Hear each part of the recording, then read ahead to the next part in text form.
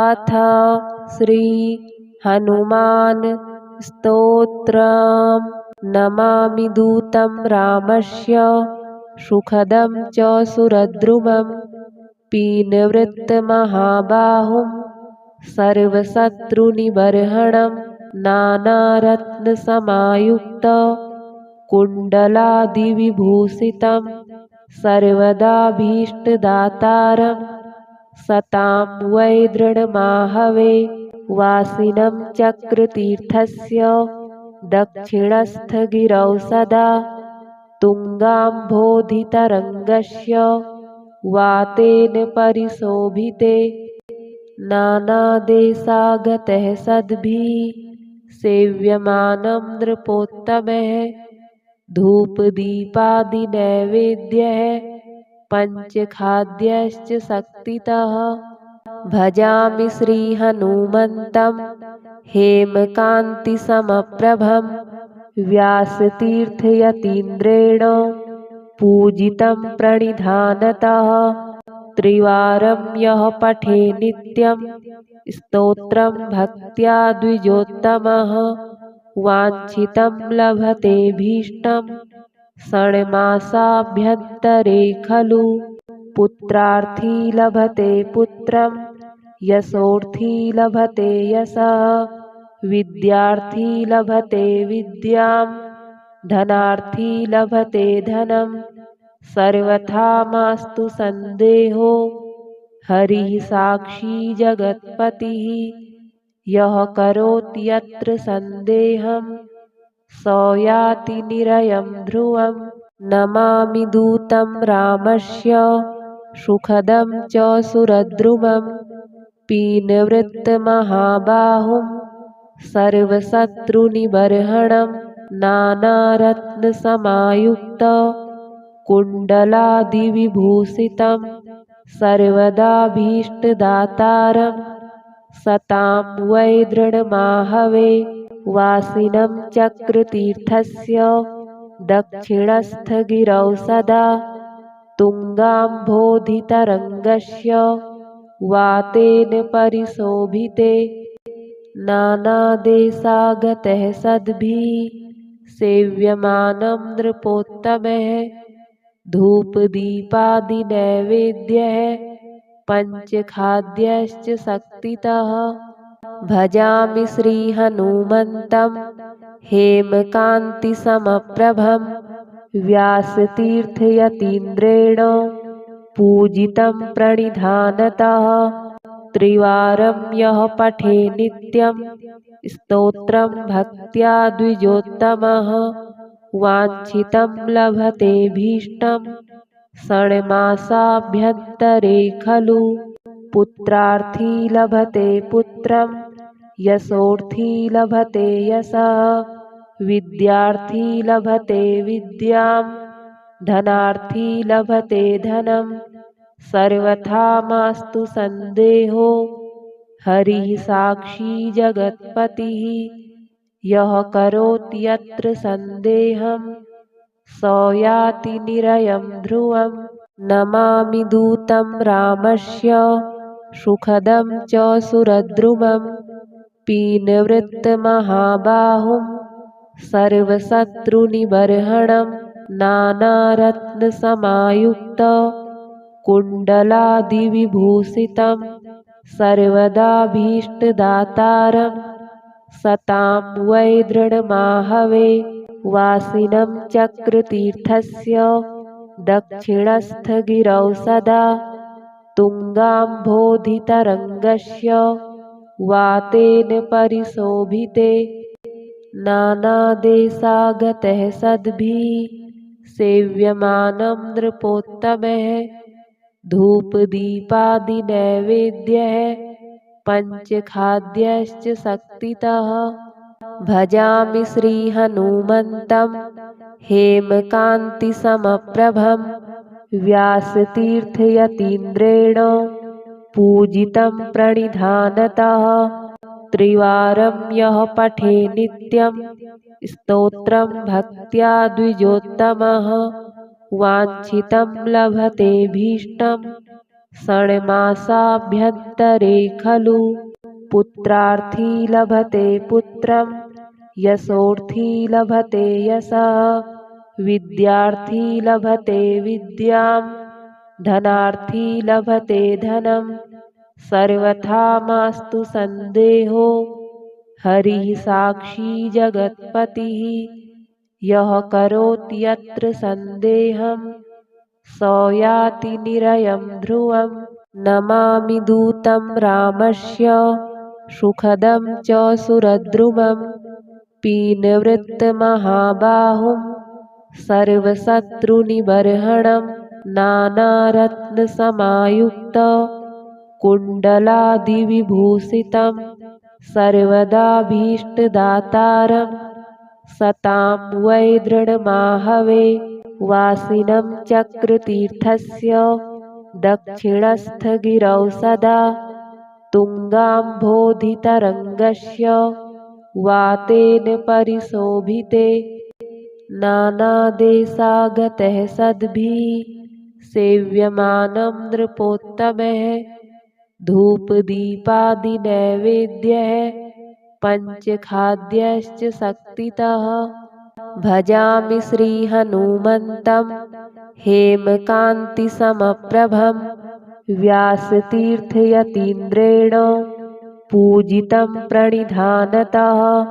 त्रिवारं यः पठे नित्यं स्तोत्रं भक्त्या द्विजोत्तमः वाञ्छितं लभते भीष्टं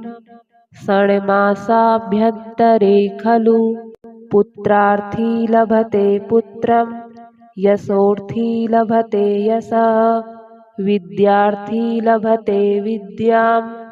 धनार्थी लभते धनं सर्वथा मास्तु संदेहो हरिः साक्षी जगत्पतिः यः करोति यत्र सन्देहं स याति निरयं ध्रुवम्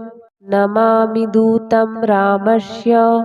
सुखदं च सुरद्रुमं पीनवृत्तमहाबाहुं सर्वशत्रुनिबर्हणं नानारत्नसमायुक्त कुण्डलादिविभूषितं सर्वदाभीष्टदातारं सतां वै दृढमाहवे वासिनं चक्रतीर्थस्य दक्षिणस्थगिरौ सदा तुङ्गाम्भोधितरङ्गस्य वातेन परिशोभिते नानादेशागतः सद्भिः सेव्यमानं नृपोत्तमः धूपदीपादिनैवेद्यः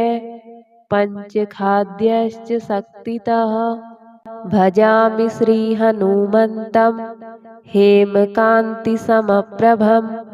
व्यासतीर्थयतीन्द्रेण पूजितं प्रणिधानतः त्रिवारं यः पठे नित्यं स्तोत्रं भक्त्या द्विजोत्तमः वाञ्छितं लभते भीष्टं षण्मासाभ्यन्तरे खलु पुत्रार्थी लभते पुत्रं यशोर्थी लभते यशः विद्यार्थी लभते विद्यां धनार्थी लभते धनं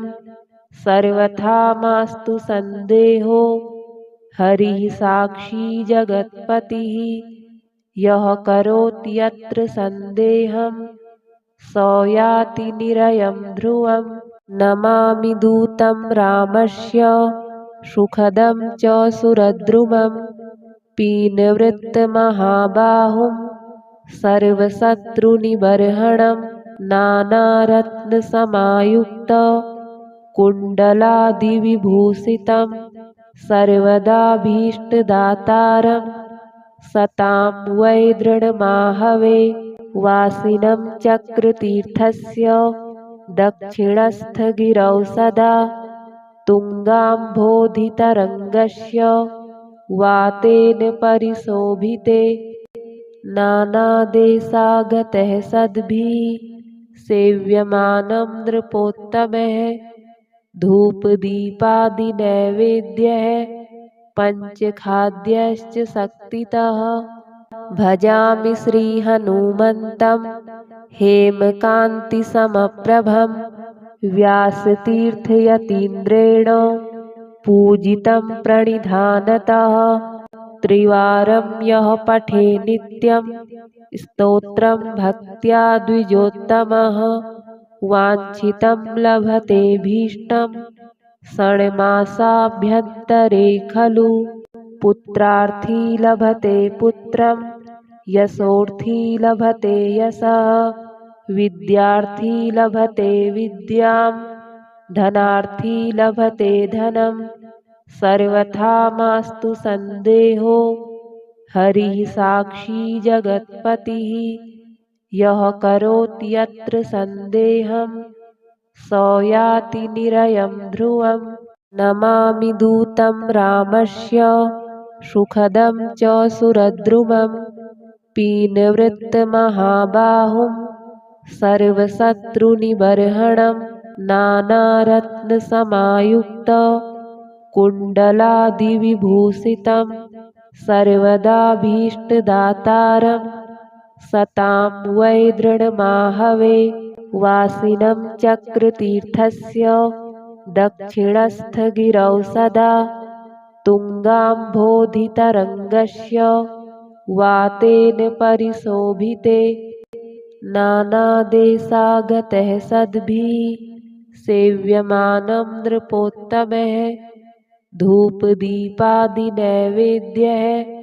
पञ्चखाद्यश्च शक्तितः भजामि श्रीहनुमन्तं हेमकान्तिसमप्रभं व्यासतीर्थयतीन्द्रेण पूजितं प्रणिधानतः त्रिवारं यः पठे नित्यं स्तोत्रं भक्त्या द्विजोत्तमः वाञ्छितं लभतेऽभीष्टं षण्मासाभ्यन्तरे खलु पुत्रार्थी लभते पुत्रं यशोर्थी लभते यशः विद्यार्थी लभते विद्यां धनार्थी लभते धनं सर्वथा मास्तु सन्देहो हरिः साक्षी जगत्पतिः यः करोति यत्र सन्देहं स याति निरयं ध्रुवम् नमामि दूतं रामस्य सुखदं च सुरद्रुमं पीनवृत्तमहाबाहुं सर्वशत्रुनिबर्हणं नानारत्नसमायुक्त कुण्डलादिविभूषितं सर्वदाभीष्टदातारं सतां वै दृढमाहवे वासिनं चक्रतीर्थस्य दक्षिणस्थगिरौ सदा तुङ्गाम्भोधितरङ्गस्य वातेन परिशोभिते नानादेशागतः सद्भिः सेव्यमानं नृपोत्तमः धूपदीपादिनैवेद्यः पञ्चखाद्यश्च शक्तितः भजामि श्रीहनुमन्तं हेमकान्तिसमप्रभं व्यासतीर्थयतीन्द्रेण पूजितं प्रणिधानतः त्रिवारं यः पठे नित्यं स्तोत्रं भक्त्या द्विजोत्तमः वाञ्छितं लभतेऽभीष्टं षण्मासाभ्यन्तरे खलु पुत्रार्थी लभते पुत्रं यशोर्थी लभते यशः विद्यार्थी लभते विद्यां धनार्थी लभते धनं सर्वथा मास्तु सन्देहो हरिः साक्षी जगत्पतिः यः करोति यत्र सन्देहं स याति निरयं ध्रुवम् नमामि दूतं रामस्य सुखदं च सुरद्रुमं पीनवृत्तमहाबाहुं सर्वशत्रुनिबर्हणं नानारत्नसमायुक्त कुण्डलादिविभूषितं सर्वदाभीष्टदातारं सतां वै दृढमाहवे वासिनं चक्रतीर्थस्य दक्षिणस्थगिरौ सदा तुङ्गाम्भोधितरङ्गस्य वातेन परिशोभिते नानादेशागतः सद्भिः सेव्यमानं नृपोत्तमः धूपदीपादिनैवेद्यः पञ्चखाद्यश्च शक्तितः भजामि श्रीहनुमन्तं हेमकान्तिसमप्रभं व्यासतीर्थयतीन्द्रेण पूजितं प्रणिधानतः त्रिवारं यः पठे नित्यं स्तोत्रं भक्त्या द्विजोत्तमः वाञ्छितं लभतेऽभीष्टं षण्मासाभ्यन्तरे खलु पुत्रार्थी लभते पुत्रं यशोर्थी लभते यशः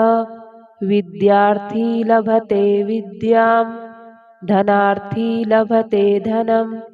सर्वथा मास्तु सन्देहो हरिः साक्षी जगत्पतिः यः करोति यत्र सन्देहं स याति निरयं ध्रुवम् नमामि दूतं रामस्य सुखदं च सुरद्रुमं पीनवृत्तमहाबाहुं सर्वशत्रुनिबर्हणं नानारत्नसमायुक्त कुण्डलादिविभूषितं सर्वदाभीष्टदातारं सतां वै दृढमाहवे वासिनं चक्रतीर्थस्य दक्षिणस्थगिरौ सदा तुङ्गाम्भोधितरङ्गस्य वातेन परिशोभिते नानादेशागतः सद्भिः सेव्यमानं नृपोत्तमः धूपदीपादिनैवेद्यः पञ्चखाद्यश्च शक्तितः भजामि श्रीहनुमन्तं हेमकान्तिसमप्रभं व्यासतीर्थयतीन्द्रेण पूजितं प्रणिधानतः त्रिवारं यः पठे नित्यं स्तोत्रं भक्त्या द्विजोत्तमः वाञ्छितं लभतेऽभीष्टं षण्मासाभ्यन्तरे खलु पुत्रार्थी लभते पुत्रं यशोर्थी लभते यशः विद्यार्थी लभते विद्यां धनार्थी लभते धनं सर्वथा मास्तु सन्देहो हरिः साक्षी जगत्पतिः यः करोति यत्र सन्देहं स याति निरयं ध्रुवम् नमामि दूतं रामस्य सुखदं च सुरद्रुमं पीनवृत्तमहाबाहुं सर्वशत्रुनिबर्हणं नानारत्नसमायुक्त कुण्डलादिविभूषितं सर्वदाभीष्टदातारं सतां वै दृढमाहवे वासिनं चक्रतीर्थस्य दक्षिणस्थगिरौ सदा तुङ्गाम्भोधितरङ्गस्य वातेन परिशोभिते नानादेशागतः सद्भिः सेव्यमानं नृपोत्तमः धूपदीपादिनैवेद्यः पञ्चखाद्यश्च शक्तितः भजामि श्रीहनुमन्तं हेमकान्तिसमप्रभं व्यासतीर्थयतीन्द्रेण पूजितं प्रणिधानतः त्रिवारं यः पठे नित्यं स्तोत्रं भक्त्या द्विजोत्तमः वाञ्छितं लभतेऽभीष्टं षण्मासाभ्यन्तरे खलु पुत्रार्थी लभते पुत्रं यशोर्थी लभते यशः विद्यार्थी लभते विद्यां धनार्थी लभते धनं सर्वथा मास्तु सन्देहो हरिः साक्षी जगत्पतिः यः करोति यत्र सन्देहं स याति निरयं ध्रुवम् नमामि दूतं रामस्य सुखदं च सुरद्रुमं पीनवृत्तमहाबाहुं सर्वशत्रुनिबर्हणं नानारत्नसमायुक्त कुण्डलादिविभूषितं सर्वदाभीष्टदातारं सतां वै दृढमाहवे वासिनं चक्रतीर्थस्य दक्षिणस्थगिरौ सदा तुङ्गाम्भोधितरङ्गस्य वातेन परिशोभिते नानादेशागतः सद्भिः सेव्यमानं नृपोत्तमः धूपदीपादिनैवेद्यः पञ्चखाद्यश्च शक्तितः भजामि श्रीहनुमन्तं हेमकान्तिसमप्रभं व्यासतीर्थयतीन्द्रेण पूजितं प्रणिधानतः त्रिवारं यः पठे नित्यं स्तोत्रं भक्त्या द्विजोत्तमः वाञ्छितं लभतेऽभीष्टं षण्मासाभ्यन्तरे खलु पुत्रार्थी लभते पुत्रं यशोर्थी लभते यशः विद्यार्थी लभते विद्यां धनार्थी लभते धनं सर्वथा मास्तु सन्देहो हरिः साक्षी जगत्पतिः यः करोति यत्र सन्देहं स याति निरयं ध्रुवम् नमामि दूतं रामस्य सुखदं च सुरद्रुमं पीनवृत्तमहाबाहुं सर्वशत्रुनिबर्हणं नानारत्नसमायुक्त कुण्डलादिविभूषितं सर्वदाभीष्टदातारं सतां वै दृढमाहवे वासिनं चक्रतीर्थस्य दक्षिणस्थगिरौ सदा तुङ्गाम्भोधितरङ्गस्य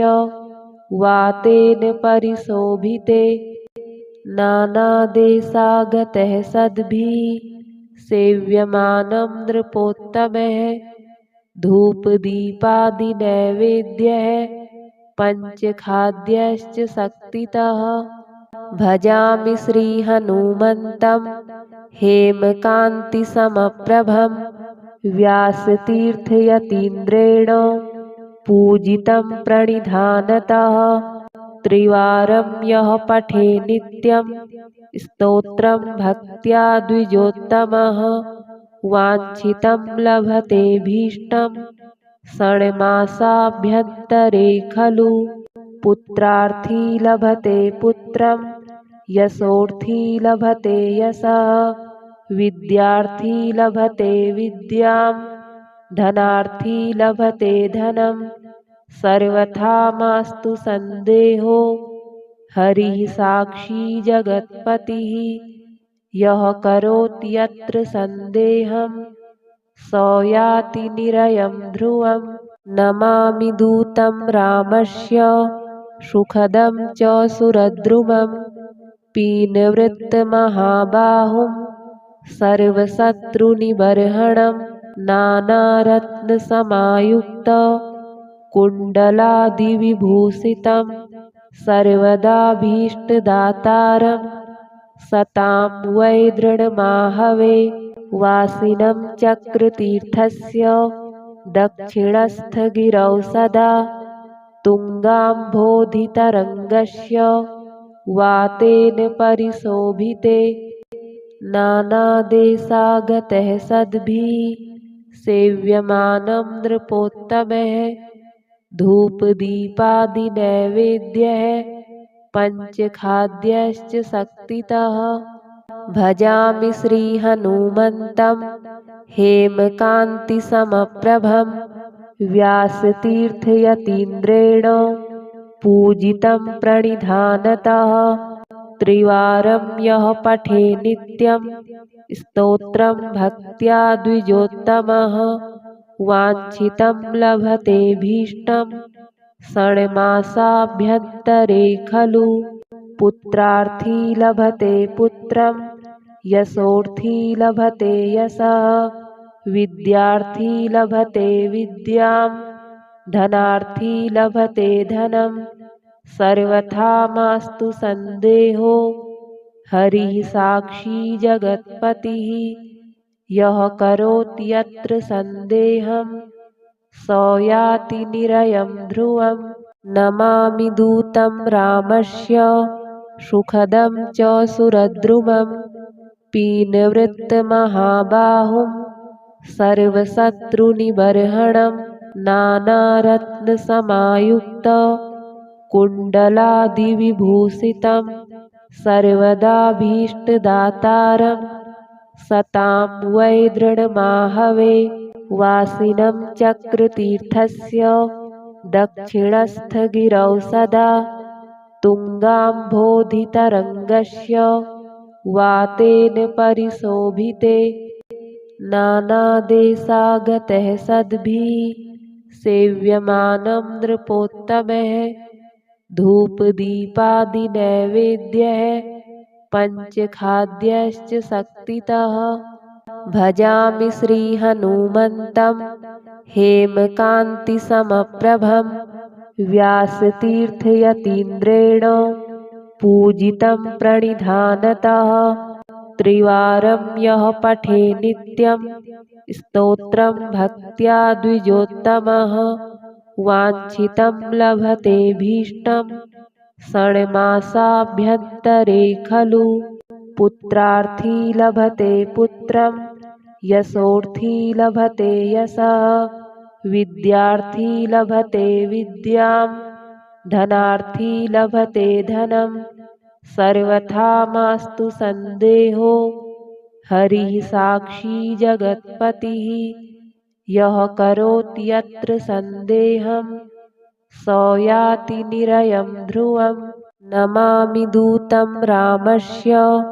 सुखदं च सुरद्रुमं पीनवृत्तमहाबाहुं सर्वशत्रुनिबर्हणं नानारत्नसमायुक्त कुण्डलादिविभूषितं सर्वदाभीष्टदातारं सतां वै दृढमाहवे वासिनं चक्रतीर्थस्य दक्षिणस्थगिरौ सदा तुङ्गाम्भोधितरङ्गस्य वातेन परिशोभिते नानादेशागतः सद्भिः सेव्यमानं नृपोत्तमः धूपदीपादिनैवेद्यः पञ्चखाद्यश्च शक्तितः। भजामि श्रीहनुमन्तं हेमकान्तिसमप्रभं व्यासतीर्थयतीन्द्रेण पूजितं प्रणिधानतः। त्रिवारं यः पठे नित्यं स्तोत्रं भक्त्या द्विजोत्तमः वाञ्छितं लभतेऽभीष्टं षण्मासाभ्यन्तरे खलु। पुत्रार्थी लभते पुत्रं यशोर्थी लभते यशः विद्यार्थी लभते विद्यां धनार्थी लभते धनं। सर्वथा मास्तु सन्देहो हरिः साक्षी जगत्पतिः। यः करोति यत्र सन्देहं स याति निरयं ध्रुवम्। नमामि दूतं रामस्य सुखदं च सुरद्रुमं पीनवृत्तमहाबाहुं सर्वशत्रुनिबर्हणं नानारत्नसमायुक्त कुण्डलादिविभूषितं सर्वदाभीष्टदातारं सतां वै दृढमाहवे वासिनं चक्रतीर्थस्य दक्षिणस्थगिरौ सदा तुङ्गाम्भोधितरङ्गस्य वातेन परिशोभिते नानादेशागतः सद्भिः सेव्यमानं नृपोत्तमः धूपदीपादिनैवेद्यः पञ्चखाद्यश्च शक्तितः। भजामि श्रीहनुमन्तं हेमकान्तिसमप्रभं व्यासतीर्थयतीन्द्रेण पूजितं प्रणिधानतः। त्रिवारं यः पठे नित्यं स्तोत्रं भक्त्या द्विजोत्तमः वाञ्छितं लभतेऽभीष्टं षण्मासाभ्यन्तरे खलु। पुत्रार्थी लभते पुत्रं यशोर्थी लभते यशः विद्यार्थी लभते विद्यां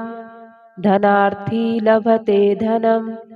सर्वथा मास्तु संदेहो हरिः साक्षी जगत्पतिः। यः करोति यत्र संदेहं स याति निरयं ध्रुवम्। नमामि दूतं रामस्य सुखदं च सुरद्रुमं पीनवृत्तमहाबाहुं सर्वशत्रुनिबर्हणं नानारत्नसमायुक्त कुण्डलादिविभूषितं सर्वदाभीष्टदातारं सतां वै दृढमाहवे। वासिनं चक्रतीर्थस्य दक्षिणस्थगिरौ सदा तुङ्गाम्भोधितरङ्गस्य वातेन परिशोभिते। नानादेशागतः सद्भिः सेव्यमानं नृपोत्तमः धूपदीपादिनैवेद्यः पञ्चखाद्यश्च शक्तितः। भजामि श्रीहनुमन्तं हेमकान्तिसमप्रभं व्यासतीर्थयतीन्द्रेण पूजितं प्रणिधानतः।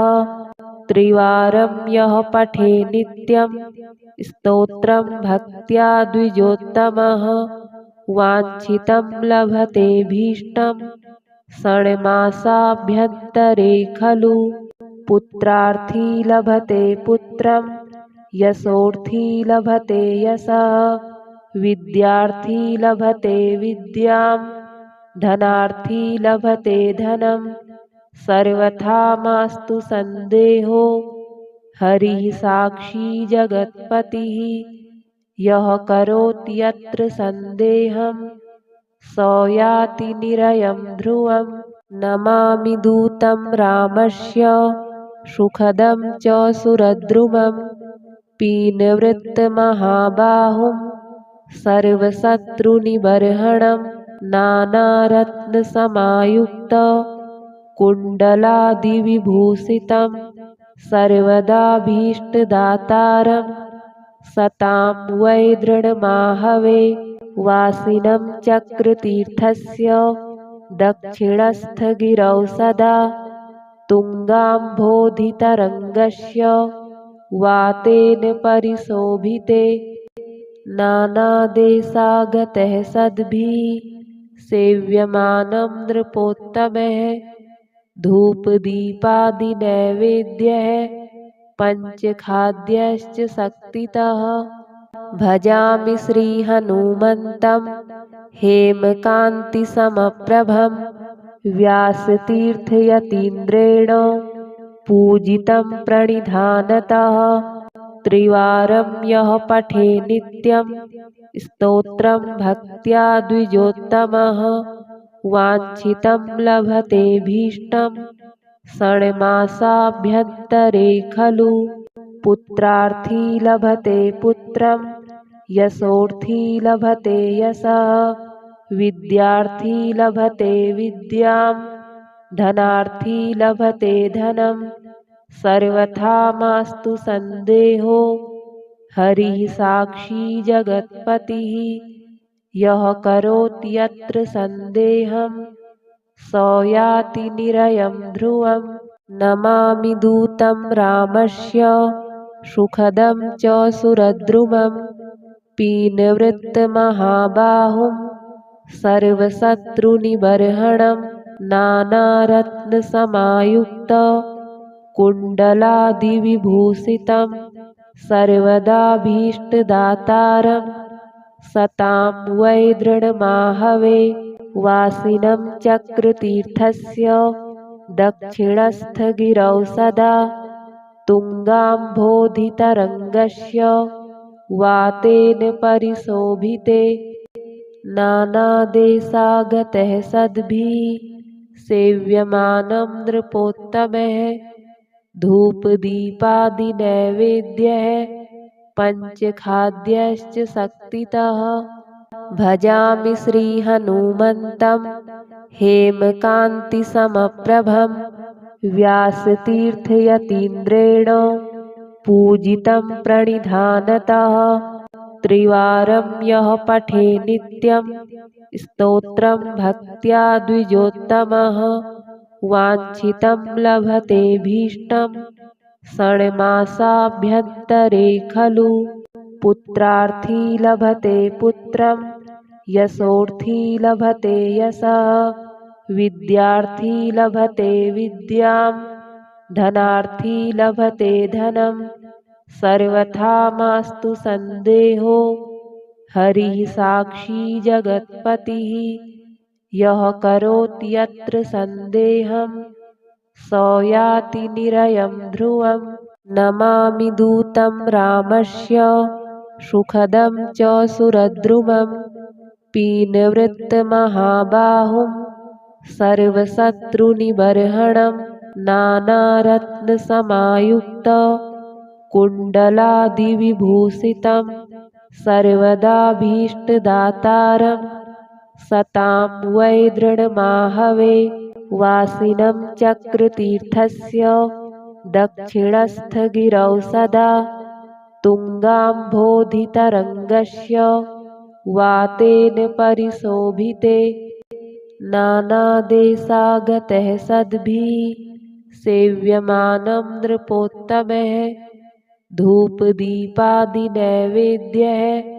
पञ्चखाद्यश्च शक्तितः भजामि श्रीहनुमन्तं हेमकान्तिसमप्रभं व्यासतीर्थयतीन्द्रेण पूजितं प्रणिधानतः त्रिवारं यः पठे नित्यं स्तोत्रं भक्त्या द्विजोत्तमः वाञ्छितं लभतेऽभीष्टं षण्मासाभ्यन्तरे खलु पुत्रार्थी लभते पुत्रं यशोर्थी लभते यशः विद्यार्थी लभते विद्यां धनार्थी लभते धनं सर्वथा मास्तु सन्देहो हरिः साक्षी जगत्पतिः यः करोति यत्र सन्देहं स याति निरयं ध्रुवम्